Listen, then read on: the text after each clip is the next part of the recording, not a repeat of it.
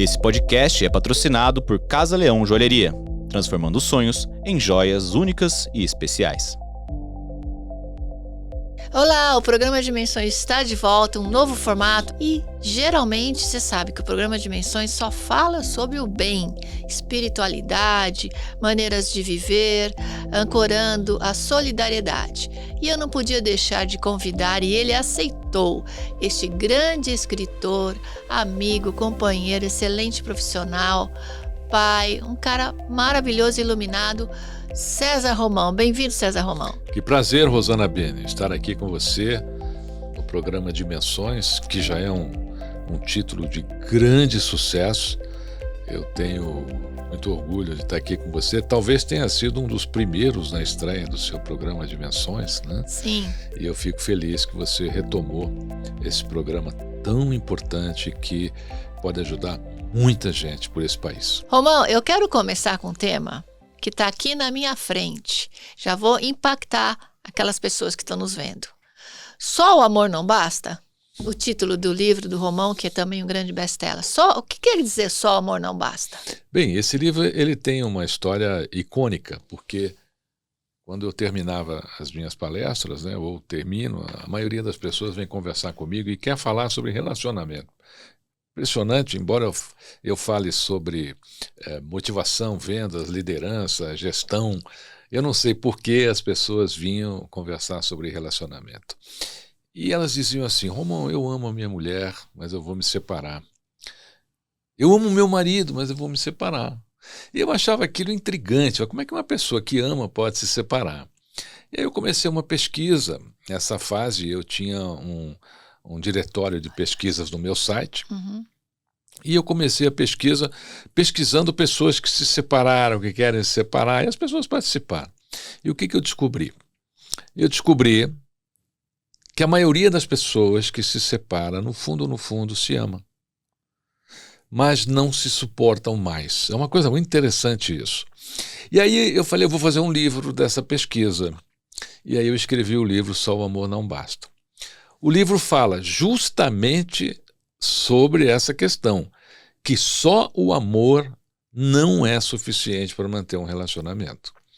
As pessoas precisam desenvolver competências para amar.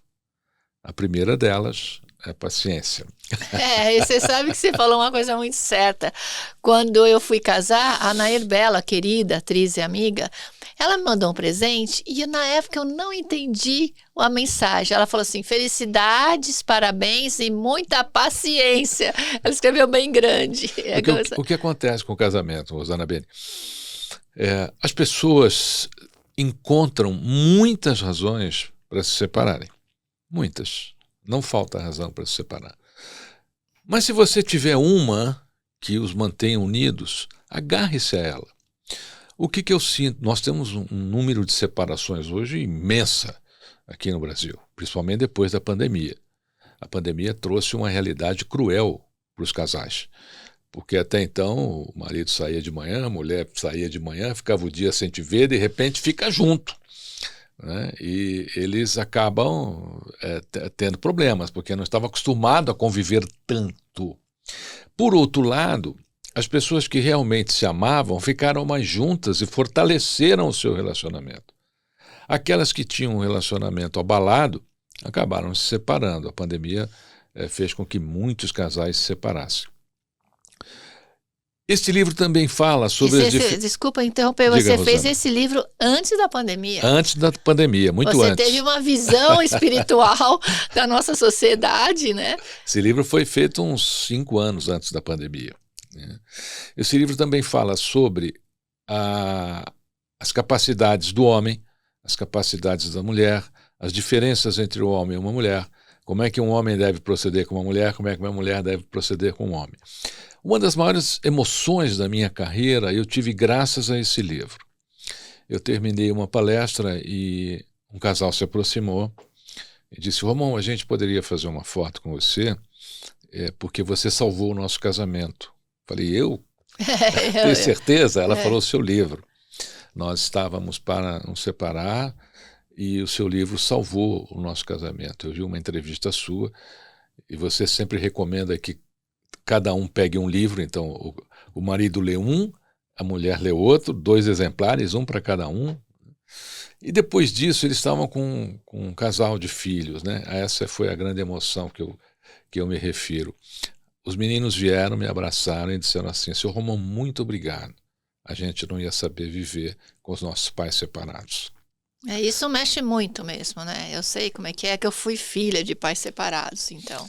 Então eu me deu força ainda, né, para continuar no tema. É um livro que não vai haver um segundo, porque eu me esforcei muito, né, para que ele fosse completo.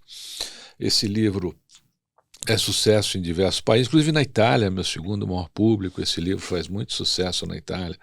Eu recebo muita mensagem de lá. 3 dicas para o casal que está nos ouvindo. 3 dicas. Não vamos falar o livro todo, que eles têm que adquirir esse livro. 3 dicas práticas. Se o amor existe, e existe uma razão, uma só, para vocês permanecerem juntos, se agarre a essa razão. Porque é mais fácil se agarrar nas outras razões para separar. Não esqueça a energia do primeiro dia. Eu acho que toda vez que o casal briga, ele tem que lembrar da energia do primeiro dia. Primeiro encontro. Frio na barriga. Foi se conhecer, qual foi o primeiro programa, qual foi o primeiro jantar, você levou 2 horas para se arrumar. Né? E a terceira é que o amor tem que vencer. Se você se separar, o amor perdeu. Isso mesmo. Tem dias que dá vontade mesmo. Você fala, puxa vida, né? O que eu estou fazendo aqui e tal? Mas essa vontade só aparece porque nós não desenvolvemos competências para amar. Então, como terceira dica, desenvolva competências para amar. O livro fala sobre elas, cada uma delas. A primeira, como eu disse aqui, a primeira delas é a paciência. Nós estamos num processo de muita impaciência com as pessoas que amamos. Nossa, impressionante. Até vendedores de lojas, prestador de serviço, parcerias familiares, realmente existe uma impaciência no ar. As pessoas estão corrompidas nos seus sentimentos, nas suas emoções, nos seus valores, nos seus princípios. Toda a nossa vida, Rosana Beni, ela é regida por 2 colunas. Toda a nossa existência. A coluna dos valores e a coluna dos princípios. A coluna dos valores são as coisas pelas quais você daria a sua vida. A coluna dos princípios é como você vai defender as coisas pelas quais você daria a sua vida. Então, se os seus filhos estão na sua coluna de valores, você não pode chegar em casa e dar vassourada neles. Você não pode usar de qualquer tipo de violência, ou verbal, ou mesmo de toque. Você tem que preservar o que tiver na sua coluna de valores. E todo dia, praticamente, nós temos que reavaliar isso. Se a sua esposa está na sua coluna de valores, você tem que fazer o possível para que as coisas sempre terminem bem. E hoje as pessoas brigam e depois ficam um tempão sem se falar. Isso também é uma coisa muito grave. Eu acho que as pessoas têm que discutir, colocar suas ideias em pauta e na hora de dormir ficar tudo bem. Porque senão, no dia seguinte, aquilo continua, o cérebro remói, a gente começa a fazer conjecturas sobre coisas que às vezes nem existem. Eu tenho tantos fatos sobre isso. Acontecia a briga, aí o amigo falava assim, Romão, não, eu tenho certeza absoluta que ela tem um amante. Eu falei, mas como? Que certeza? De onde? Não, porque na nossa briga a pessoa começa a imaginar coisas onde não existe. E eu conheci a esposa dele, falei, pô, isso é um absurdo. Ela te ama. Né? A gente precisa tomar muito cuidado com o nosso cérebro. A gente precisa se vigiar. E uma coisa que eu também falo muito no livro é que os casais precisam se auto-espiritualizarem. Precisam ter uma crença. Eles precisam ter com eles uma verdade inviolável. Essa verdade é que vai uni-los nos momentos difíceis. E eles virão, ou financeiro, ou com problema de família, sogra, sogro, tio, tia, primo, acontece. Interferências externas. Isso acontece muito nos casamentos. Agora, a interferência externa, ela não pode entrar em você. Ser maior do que a sua essência. Exatamente. Se você tem essência tem sentimento, tem amor, deseja mantê-lo, você não pode permitir que aquilo se confunda com o que você está sentindo. E às vezes essas coisas acontecem, aí você permite, e é tudo que o outro lado quer, né? Eu vi hoje no Instagram, antes de vir para cá, um desenho bem bonitinho, que estava uma pessoa e foi para o céu e foi questionar a Deus o que está acontecendo com a humanidade. Aí ele responde assim, a conexão com o Espírito está falhando. Porque tudo agora é conexão, né? Você vai no ar, o Wi-Fi não está funcionando, a conexão com o Espírito está falhando. Falando em Espírito e Deus, esse foi seu primeiro best-seller, A Semente de Deus? Acho que dá para pegar aqui. Sim, A Rosana Semente de Bene, Deus. esse foi meu primeiro best-seller em 1991. Como é que aconteceu? Eu escrevi esse livro em 7 dias. É uma história que estava dentro de mim, de repente eu sentei e escrevi. E confesso a você, minha querida amiga, minha querida irmã, eu nunca imaginei que ele faria tanto sucesso. Até porque eu sempre gostei de escrever e eu escrevi esse livro como escrevi outros 3 que não fizeram sucesso nenhum, né? Mas eu sempre gostei de escrever, desde menino. E quando esse livro explodiu, para mim foi uma alegria imensa. Eu não imaginava que ele poderia caminhar por tantos lugares e países como está hoje. O que é a Semente de Deus? É o segredo do livro. Então, se você fizer uma análise existencial, partindo do princípio que Deus existe, e se ele não existe, nós o criamos. Ah, mas Deus não existe. Se ele não existe, a gente direcionou tanta fé para ele ao longo da humanidade que a gente acabou criando. E essa é uma questão que também não interessa muito. Se ele existe ou não existe. Não interessa para ele isso. Vou lhe dar um exemplo. Você acredita na gravidade? Sim, ela existe, né? Ela existe. Me dá um pouquinho. Do que? De gravidade? De gravidade. Como assim? É difícil, né? É. Pegar a gravidade. Mas se você disser para mim, eu não acredito na gravidade, ela vai deixar de existir? Não. Não, ela continua ao seu redor. Deus é assim. Não interessa se você acredita nele ou não. Ele continua agindo. Ah, mas eu sou ateu. Ué, pega um monte de ateu, põe num avião. Quando estiver lá a 30 mil metros, dá uma embicada no avião, dá toda a velocidade rumo ao solo e diga assim, olha só, o pessoal ateu, e só tem um jeito de salvar esse voo, vocês rezarem um Pai Nosso todos juntos. Eu garanto para você que todos vão rezar. Até sendo ateu, é uma crença, a crença da não crença. Então, a religiosidade, ela está dentro de nós, mesmo que a gente não crê. Então, Deus, ele independe da sua crença. Essa é uma das mensagens do livro. Você queira ou não, ele está atuando. Você queira ou não, você peça ou não, ele está atuando. Por isso que é chamado de Pai. E você, desde criança, você teve vontade de escrever, você foi motivado a escrever, você teve como se fosse um chamado para escrever. Como é que foi a sua essência de escritor? Eu cresci vendo o meu avô, Zico Romão, João Romão Filho, né? Meu avô era compositor, ele era letrista de músicas sertanejas. Aliás, no passado, muitos cantores sertanejos que fizeram sucesso cantaram letras dele. E eu crescia vendo os cadernos dele, vendo ele escrever, dando opinião nas letras, né? E isso me chamava muita atenção, e eu já gostava, tanto que os meus primeiros livros foram de poemas, inspirados até nessa questão do meu avô. E eu acho até que eu nasci para escrever, porque eu gosto demais. Eu escrevi ao longo da carreira 25 livros. Esses livros todos, eles não têm sequência, cada livro é um tema. Então, não existe o Semente de Deus 1, 2, não, cada livro é um tema. Isso porque eu gosto muito. Eu escrevo hoje para diversos jornais e revistas, artigos, toda semana. Eu mesmo fico impressionado, às vezes, com a diversidade dos temas. Você sente que isso é uma canalização, um dom ou a união de todos? Eu sinto que é uma canalização. Eu sinto que existe uma força maior aí, usando essa cabeça Esse aqui instrumento.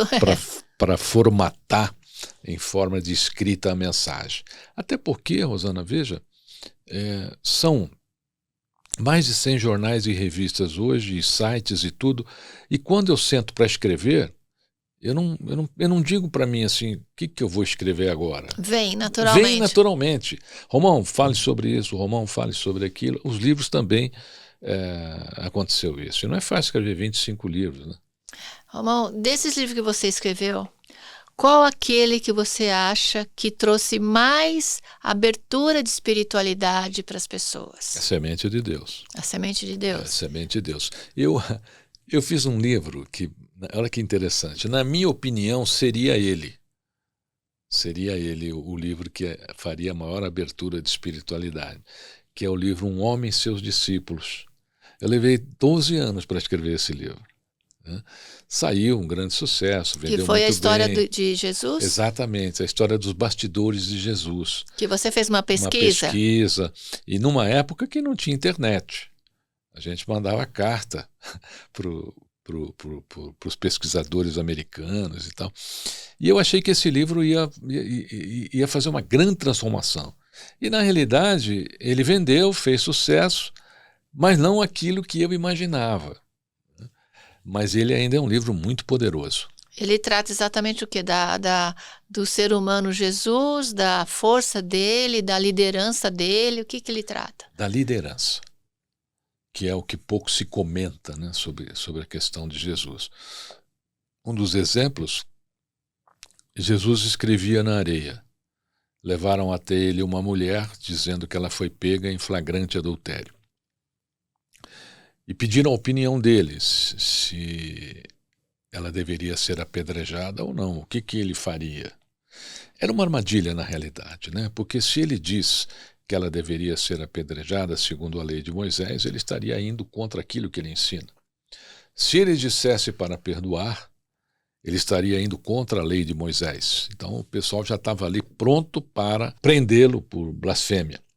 Perguntam 1, 2, 3 vezes, até que ele se levanta, olha para aquela pequena multidão e diz: quem aqui não tiver pecado, que atire a primeira pedra.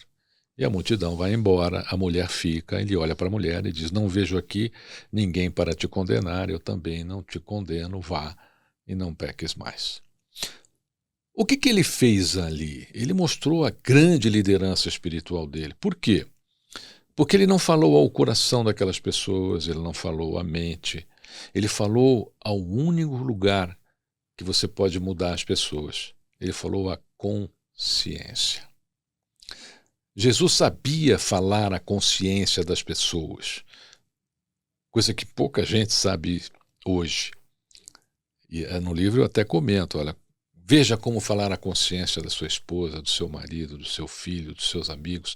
Se você conseguir, a sua comunicação será plena e será uma comunicação espiritual. Ele tinha poder, mas ele mostrava como é que as pessoas poderiam usar esse poder. As pessoas não viam. Por exemplo, o cego do poço de Siloé. Ele poderia ter posto a mão no rosto do cego e curado, e pronto. Mas o que ele fez? Ele passou o barro no rosto do cego e pediu para que ele fosse lavar os olhos no lago de Siloé. O cego lava e volta enxergando. Não precisava falar para ir lá lavar os olhos. Ele já estava curado. Mas, ao mesmo tempo, não que ele quisesse valorizar o milagre, mas ele queria mostrar que, para seguir Jesus, você precisaria sentir a espiritualidade. Outro ponto é quando ele fica chateado com a morte de João Batista, né? Ele se retira, a multidão vai atrás. E, de repente, o discípulo fala: mestre, a gente está com um probleminha aqui. Olha só a multidão que o seguiu até aqui. Já estão aqui faz dias. E a gente não tem mais comida, acabou tudo. Ele fala: o que nós temos? Nós temos aqui 5 pãezinhos, 3 peixes. E aí ele pega os pães e os peixes e multiplica. Mas, se não tivesse pão nem peixe, o que ele multiplicaria? O quê? Olha que lição maravilhosa. Antes de receber, nós temos que dar. Você só multiplica se você tem para dar. Essa é a lição que ele deixou nessa passagem. Cada milagre dele é uma grande lição. Então, quando você pedir alguma coisa a Deus, o que você vai oferecer para ele? O que você tem a dar a ele? A sua bondade, a sua honestidade, a sua espiritualidade, a sua caridade. As pessoas pedem e não são atendidas. Por quê? Porque antes de pedir, você tem que ofertar. Se não tivesse os pães e os peixes, ele não poderia fazer a multiplicação. Hoje até o pessoal de publicidade, de marketing internacional, comenta que Jesus era um dos grandes líderes marqueteiros, entre aspas, com toda a bênção, né, com todo o respeito, porque ele fazia no momento certo, na hora certa, como na festa de casamento. Foi o primeiro milagre público, foi isso? Sim, mas essa história de marketing, eu tenho MBA em marketing, Fundação Getúlio Vargas, e não que eu critique, tá? Mas eu acho que o mercado, principalmente de marketing, precisa parar de falar que tudo é marketing, porque o marketing nasceu aí nos anos 70 com Philip Kotler, o pai do marketing, né? Mas então é uma liderança, não é marketing? Liderança, sim. Ele é o maior líder que existe. Mais que isso. Jesus foi o maior avatar que já pisou nesse planeta. Então, não é uma liderança, não é um cara que entendia de marketing, foi um avatar. Quanto ao primeiro milagre... Qual a diferença do avatar e de um mestre espiritual? O avatar, ele vem diretamente de Deus. O espírito dele é colocado diretamente num corpo pelas mãos de Deus. Não é um processo de reencarnação do universo, não, é Deus. Deus pegou e falou, cara, você vai ficar aqui, você vai ser meu filho. É como se Deus realmente fizesse uma procriação. Então, esse é o avatar. Então, nós tivemos aqui pessoas iluminadas que passaram pela Terra, né? Buda, Mahavir, Kabir, tantos outros, né? Krishna, mas avatar só Cristo. Porque só ele tinha realmente a energia primária de Deus, como filho de Deus. Quanto ao milagre das bodas de Canaã, esse também é muito interessante. Esse milagre remonta ao que acabamos de falar sobre a multiplicação dos pães. Porque neste milagre, quando o vinho termina, e era uma vergonha isso, né? Numa boda, naquela época, você não terminar o vinho, como acabar o vinho? E eles estavam servindo um vinho muito bom. E aí o vinho termina. E o que ele pede para as pessoas que estavam servindo o vinho fazerem? Aquelas ânforas, ele pede para que as ânforas fossem enchidas até a boca com água. Não seria uma água santificada, seria uma água que os judeus abençoavam, que ficava guardada. Eles abençoavam umas ânforas de água e essas águas ficavam guardadas, e quem queria água tomava essa água. Mas olha que interessante, ele não cria o vinho. Ele pega as ânforas cheias de água abençoada e transforma aquela água em vinho. Então, ele era um transmutador. Alquimista. Um alquimista, o maior que já passou por aqui. E aí você caminha pelos milagres dele, então todo milagre dele era uma grande alquimia. Mas ele precisou da água para transformar em vinho. Se não tivesse água, ele não podia fazer o vinho aparecer. Por quê? Até a física quântica explica muito disso, né? A transmutação dos elementos. E ele, como avatar, tinha essa possibilidade. Então, nessa sua pesquisa, que você foi a fundo sobre Jesus, que você fez um homem e seus discípulos, o que mais te impressionou quando você leu tanta pesquisa internacional? O que te chamou a atenção, que aquilo ficou na tua cabeça aquela noite? O que foi? Você se lembra? Boa pergunta, Rosana B. A ressurreição.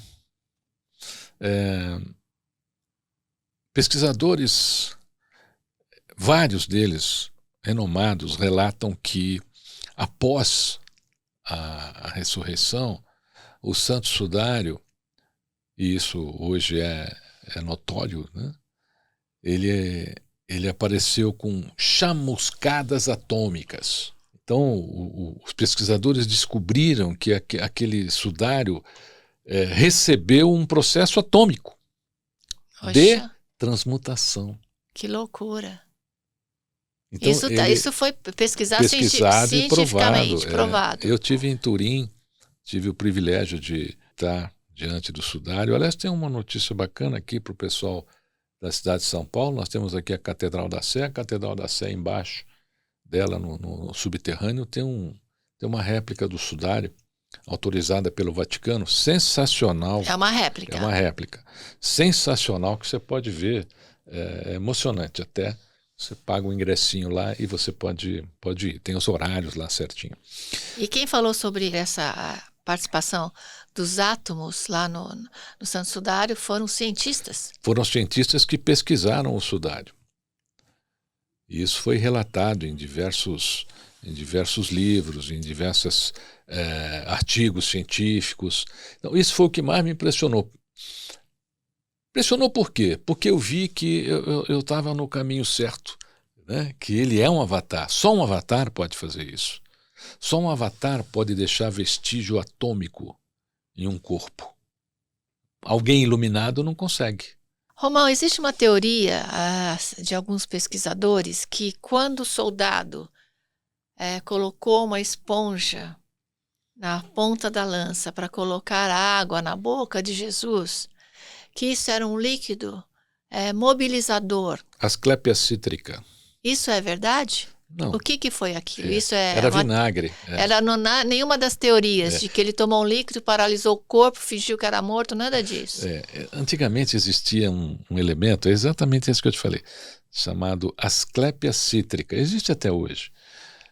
Que é uma planta que, se você ingerir, você fica paralisado. E, na realidade, o que o soldado fez? Ele pôs vinagre na esponja. Né? E quando Jesus sente, ele chora, inclusive. Né? Pô, já fizeram tanta maldade comigo, essa... Né? Então ele não tem nada a ver com um alquimista que mandou lá, que conseguiu paralisar, fingir que era morto. Não há vestígio disso dentre as pesquisas científicas. Porque, assim, a ciência... ela é muito importante, assim como a arqueologia. A ciência e a arqueologia juntas vão provar a existência de Deus ainda. Está se formando aí o grande acelerador de átomos aí. Isso vai ser uma coisa fantástica que vai conseguir transmutar daqui para lá, de lá para cá. Então isso nós vamos ver logo, logo. O gerador já está em atividade, já foram feitos alguns testes. O Cristo, na realidade, essa história da ressurreição, por isso que eu te disse que a ressurreição foi o maior feito dele, de todos que ele fez. Né? Porque ele volta à vida. Ele prova que ele pode voltar à vida. E fechar as feridas. Fechar as feridas, cicatrizar. Porque nós somos... Deus pegou um átomo, né, de carbono, que ele pegou. Nós somos carbono. Nós somos carbono. 70% água e 30% carbono. Nós somos seres de carbono. Então ele pegou um ser de carbono e botou o espírito dele lá.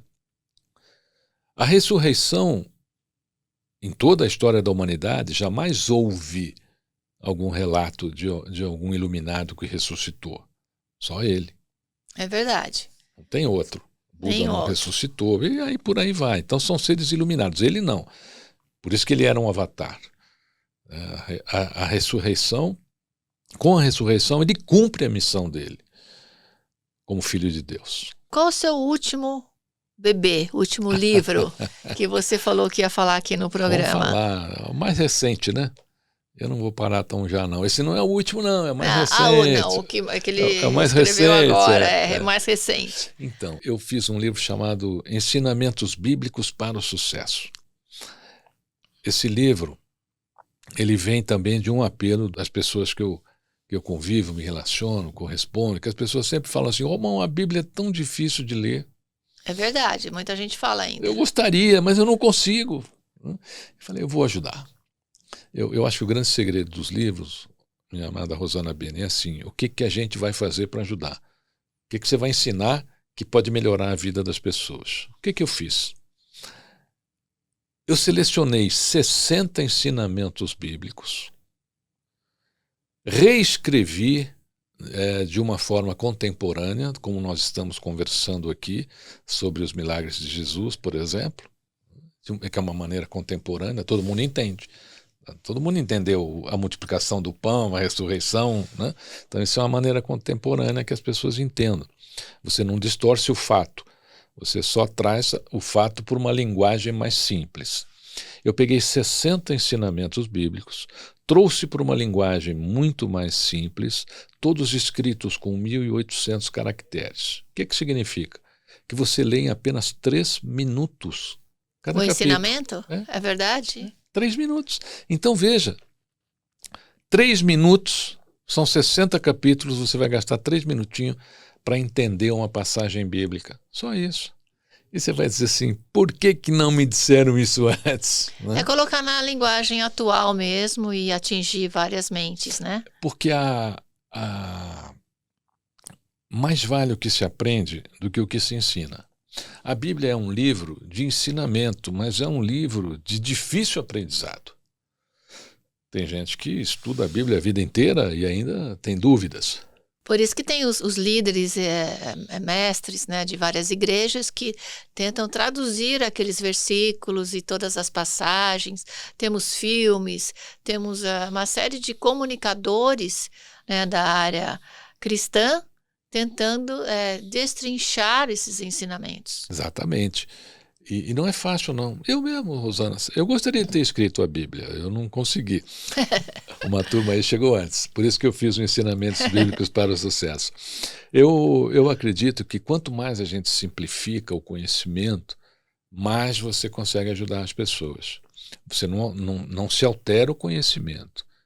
A você que lerá o livro ou que já leu, você vai ver que o conhecimento bíblico não foi alterado em nenhum ponto, em nenhuma Você vírgula. se comprometeu muito a isso, né? Não pode alterar o conhecimento, mas eu posso colocá-lo numa forma que você entenda. Vamos falar um pouco de espiritualidade e sucesso. É importante o desenvolvimento espiritual de uma pessoa que queira ter sucesso? É muito, e eu vou explicar por quê. A nossa vida é regida por 5 forças existenciais, as quais nós devemos manter em equilíbrio e convergência. Quais são? Não necessariamente. Você põe na sua ordem, tá? Tá. Não necessariamente elas têm ordem. Cada um põe na sua ordem. Tá? Faz um papelzinho, coloca no espelho do banheiro ou no espelho de saída da sua casa, quando você for dar aquela última checada, né? Tá. Na sua beleza, você lê as 5 forças existenciais e vê se elas estão em equilíbrio. Família, crença, trabalho, amigos e saúde. Olha só. Se uma dessas forças não estiver equilibrada, ela derruba as outras. Você atingiu o sucesso. Ganhou todo o dinheiro que você imaginou na vida, 500 mil vezes mais do que você precisa. Aí você vai fazer o seu check-up anual. E o médico diz assim para você, meu amigo, você está com a sua vida em dia? E você diz assim, claro, doutor, eu sou milionário. Eu sei, mas você só tem 4 meses de vida. Seu dinheiro não vai te salvar. E tanto eu como você, como quem está aí em casa, já viu muitos exemplos disso. A pessoa tem tudo, mas ela não conseguiu se salvar porque negligenciou a saúde em algum momento da existência dela. Então ela desequilibrou as outras forças. Aí você fala assim, bom, mas eu tenho aqui uma crença forte. A primeira lá, né? A segunda, né, que eu falei. Bom, tá bom, mas já casou 7 vezes. Casou 6 vezes. Tem filhos de casamento que ele nem conversa mais. Então você tem uma crença, mas você destruiu a família. E nós só chegamos aonde chegamos, Rosana Bene, por causa da família. O homem não chegou onde chegou porque descobriu a escrita, pelos sumérios, descobriu a roda, pela sua criatividade de colocar um eixo entre duas rodas, ou porque descobriu o fogo.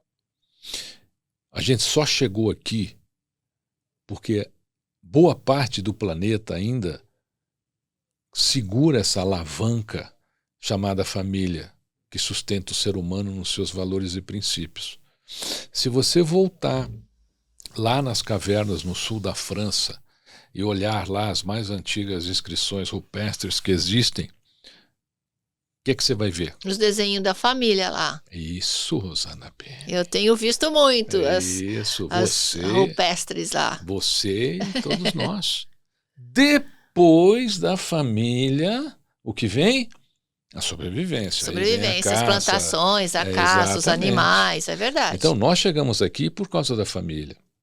Então, nessas 5 forças existenciais, você tem que manter a sua família. Você tem que encontrar meios de manter a sua família. Sua esposa, seus filhos, seus pais. Ou uma família espiritual, né? Quem não conseguiu montar a sua própria família, ter o seu grupo espiritual. Eu falo irmão espiritual, um pai espiritual, Aí né? nos amigos, né? Aí tá nos amigos. Vai lá nos amigos, antes da saúde. Né? Amigos. Poxa, o que adianta você ter amigos que, quando você não está, falam mal de você? O que adianta você ter amigo que só te liga quando precisa de alguma coisa? E qual é o modelo de amizade? É exatamente esse que a Rosana Bene falou. Você precisa se cercar de amigos que tenham a mesma tendência de crença que a sua, de valores, de princípios. Por quê? Mas a gente anda em tribos iguais. Não, nós somos tribos desde que nascemos. Também. A família era uma tribo. Hoje, nós temos muito mais tribos que antigamente. Né? É verdade. Então, hoje você tem a tribo do Facebook, a tribo do Instagram, tudo é uma tribo. A tribo da balada, e aí por aí vai. A gente só modernizou essa questão de tribo, mas a gente ainda vive como se fosse uma tribo. A gente gosta dos iguais. Por quê? Porque eles não nos fazem pensar. Eles não nos incomodam um pouquinho. Eu acho que se você gostar só do igual, você não cresce. Você tem que aprender, você tem que conviver com a divergência, com as diferenças, com a diferença, com as escolhas, né? Então nós estamos lá. Você falou 5, né? Isso. Então fala. Vamos repetir, vamos lá. Repetir. Não nessa ordem, você pode montar a sua ordem em casa, tá bom? Vamos lá. Faz um desenho bonitinho. Então, vamos lá. Família. Crença. Família, crença. Trabalho. Amigos e saúde. Então, como você chama esses 5 itens? 5 forças existenciais. Elas precisam estar em convergência, precisam estar interligadas e precisam estar em equilíbrio. Se uma delas ruir, você derruba as outras e tchau, tchau, a sua possibilidade de ser feliz. E isso é uma das palestras, inclusive, que você faz em algumas empresas, onde você coloca, vamos dizer, a conscientização de funcionários, gerentes, diretores, para esse equilíbrio. Porque o que hoje a humanidade passa, essa busca por competência, atingir metas, não interessa de que forma. E a gente vê isso nas empresas. Eu tive a oportunidade de assistir uma palestra do César Romão, onde ele fez pessoas chorarem quando você falou sobre esses itens. Que aí cai a consciência, que existe uma pendência. É isso, Romão? Rosana, eu poderia dizer aqui com toda a convicção que eu fui pioneiro em 1991 com essa história de levar a humanização para dentro das empresas, porque até então não havia. O livro A Semente de Deus fez esse trabalho, porque ele fala sobre isso. Ele fala sobre a empresa socialmente humanizada também pode ser lucrativo. Porque você não é lucrativo desumanizando as pessoas. Você não é lucrativo criando um pódio que você coloca lá funcionário do mês. Bom, e o resto? Ninguém trabalhou? A empresa tem 1000 colaboradores e naquele quadrinho só tem lugar para um. Puxa, que ruim está o negócio aí. Tá certo? O resto ninguém fez nada. Ele não foi ajudado. Por que ele foi só ele? Porque só pode ter um no pódio. Não pode ter pódio. As pessoas têm que chegar juntas. Quando acontecer uma vitória, a vitória é de todos, não é de um. E essa coisa da competição.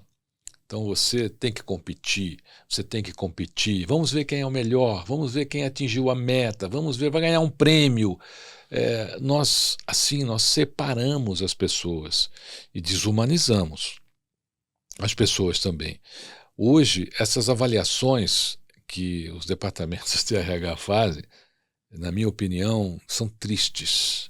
E pelo que eu vi, Romão, está vindo aí uma leva sobre isso que você está falando, que você é um dos, vamos dizer, os pioneiros a voltar à humanização.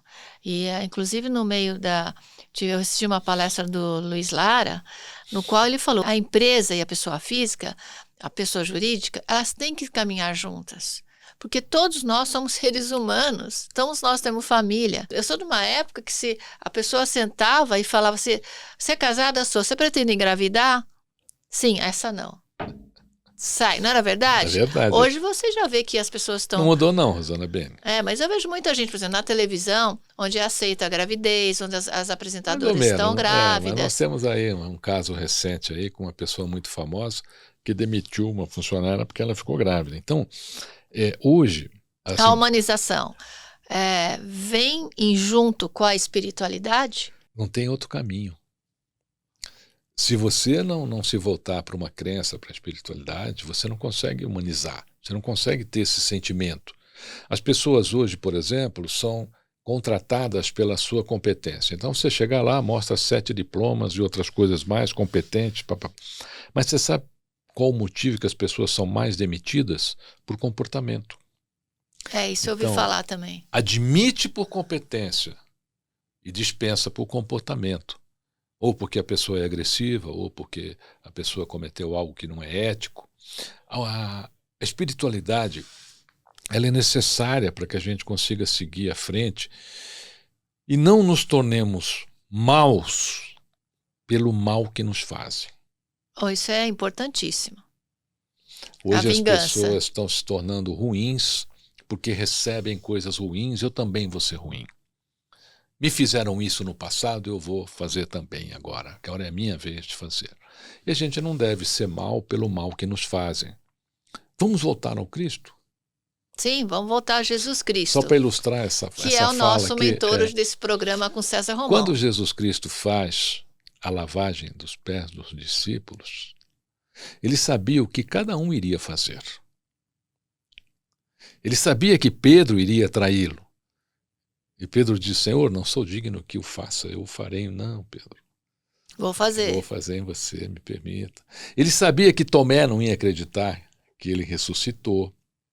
Ele sabia que os discípulos... Ele sabia o que cada um ia fazer, mas o que ele fez, Rosana Bene? Ele lavou o pé de todos eles. Ele fez o bem mesmo sabendo que eles iam cometer o mal. Ele não se tornou mal. Ele não chegou em Pedro e falou, Pedro, eu vou pular você porque você não vai ser bacana comigo. Ele deu bondade a Pedro. Nós precisamos aprender, nesta lição do lava-pés, ele nos diz assim, seja bom, independente de qualquer situação, seja bom. Qual a sua mensagem hoje referente aos momentos que nós estamos passando, né? Independente de discutir a parte político-social, decisões de outros países, né? Mas, infelizmente, nós estamos vendo o lado muito escuro da humanidade, que, nos meus estudos, eu sei que sempre existiu. Nossa, assim, essa atrocidade, né? Essa guerra que infelizmente está acontecendo. Você tem estudado se estamos perto da volta de Jesus ou ele já está aqui? Porque nós temos várias vertentes sobre isso, né? E o que ele é uma centelha divina dentro de nós, que em alguns estão apagados e outras não. Como você tem a sua visão espiritual como pesquisador, escritor, palestrante e espiritualista? Um avatar, ele não retorna. O avatar é o avatar. Ele não volta. Ele se decompõe no universo. Então, eu acredito que o processo de avatar de Cristo, né, ele se decompôs e está no universo. Cabe a nós aclamá-lo. Cabe a nós sentirmos que ele existe. Cabe a nós agirmos como ele. Você sabe, Rosana Bene, que eu já passei por muitas coisas difíceis na minha vida, você sabe disso. Outras virão, com certeza absoluta. Mas nas horas difíceis da minha vida, eu paro um pouquinho e pergunto, o que Jesus faria? E aí eu fico pensando no que ele faria. E a coisa número 1, que sempre ganha, né, que sai na frente, é essa que eu te disse agora. Não importa, Romão, seja bom. Se te pisam, se te fazem chorar, se Seja dão bom. um tombo em você, passa por cima, você perde o emprego, ou alguém te trai, seja bom. Seja bom. Sabe por quê? A bondade é nossa. Ninguém pode tirar da Ninguém gente. pode tirar. Uma vez eu estava conversando com um amigo, ele tem um mercado maravilhoso ali na cidade de Jardim, e aí eu estava conversando com ele, chegou uma mulher estúpida, né? Ele falou, escuta aqui, você vai ficar conversando aí para ele, você vai ficar conversando aí em vez de me atender e tal, eu quero isso, eu quero aquilo. Ele falou, Romulo, dá licença um pouquinho, deixa eu atender essa cliente, que ela é chata pra chuva, viu? Aí fiquei ali, ele voltou e falou assim, Romão, você desculpa a falta de educação dela? Eu falei, eu não tenho nada que desculpar, ela que vai ter que conviver com isso. As pessoas que têm problemas, elas que têm que conviver com esses problemas. Problemas de atitudes. De atitude, de tudo. Isso é da vida dela, ela que vai mastigar esse veneno. Tem uma outra questão também desse tema, que é a questão do perdoar. Só estava vindo na minha cabeça a história do perdão. Realmente eu estava lendo muito sobre isso, eu sempre falo sobre o perdão, mas eu quero na tua visão. Eu tenho uma teoria sobre o perdão. A primeira é assim, nós não somos tão bons assim e tão magnânimos que temos o poder de perdoar. Antes do perdão vir à nossa cabeça, nós cometemos uma atrocidade espiritual. Uma das. E qual é ela? Nós julgamos e condenamos. Aquele ato. Então, você fez pior. Você julgou, você condenou. E aí você fala, eu vou te perdoar, como se você fosse melhor que aquela pessoa. Então, no lugar de perdoar, você faz o seguinte, procura não julgar, não condenar, porque você não vai ter que perdoar ninguém. Nós damos muita potência para esse poder que nós não temos. Pensa bem, Rosana Bene, quem sou eu para te perdoar? Sou uma pessoa comum. Eu não tenho esse poder. Se eu disser para você, Rosana Bene, eu te perdoo, sabe o que vai acontecer na minha vida ou na sua? Nada. Porque eu não tenho esse poder. O que nós temos que fazer é isso, não julgar e não condenar. Aí você fica isento. Você está sendo bom. Nós estamos chegando no final do nosso programa e eu queria que você nos desse uma mensagem referente ao poder que eu sempre falo, o poder da solidariedade, do amor, o que isso significou na tua vida, o que significa para as pessoas que estão talvez passando por um momento mais difícil, o poder do amor e da solidariedade. Olha, eu vou repetir para você que toda vez que você tiver com algum problema, você pergunta o que Cristo faria, o que Jesus faria nessa situação. E você vai ter a sua resposta. A questão da solidariedade é um meio de a gente continuar junto. É um meio de a gente preservar o nosso lado humano. Quando você não pratica a solidariedade, você está destruindo o seu lado humano. Quando você não pratica a solidariedade, você está deixando de exercer uma das grandes lições de Jesus também, a compaixão. O que é a compaixão?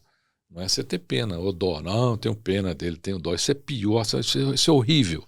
É você se colocar numa... É o ego falando, né? Você fala que eu tenho pena daquela pessoa, você se põe tão acima da pessoa, você está cometendo até um pecado. O que é a compaixão? A compaixão é assim, Rosana Bene. Eu me ponho na sua dor, compreendo a sua dor e vou tentar ser solidário. a minha maneira, dentro daquilo que eu posso. Então nós não podemos perder essa essência que só o ser humano tem, que é a compaixão. Bom, gente, nós conversamos aqui com César Romão, este grande escritor internacionalmente conhecido, palestrante. Como é que as pessoas acessam você, César? Eu sou moderninho, Rosana, eu tenho tudo, eu tenho Facebook, Instagram, né? O pessoal gosta mais hoje, é Romão César, tá facinho, você põe meu nome e aparece aí. E avisa a gente no próximo palestra para a gente comunicar aqui, tá bom? Olha, só tá de olho no Instagram lá, fala que assistiu o programa Dimensões aqui, vai ser meu convidado.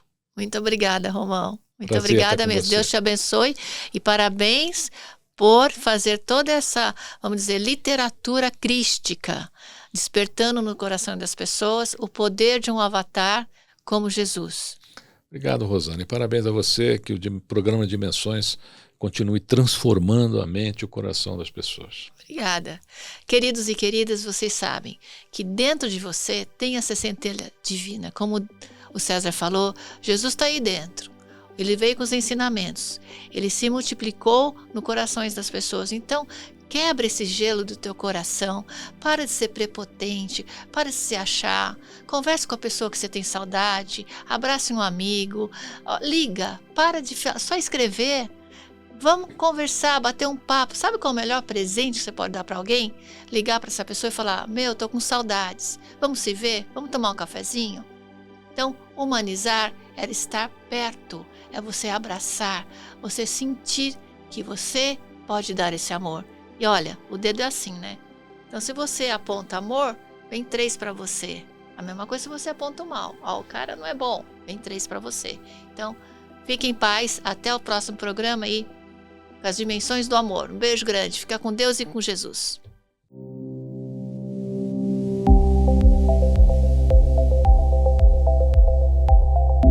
Esse podcast é patrocinado por Casa Leão Joalheria, transformando sonhos em joias únicas e especiais.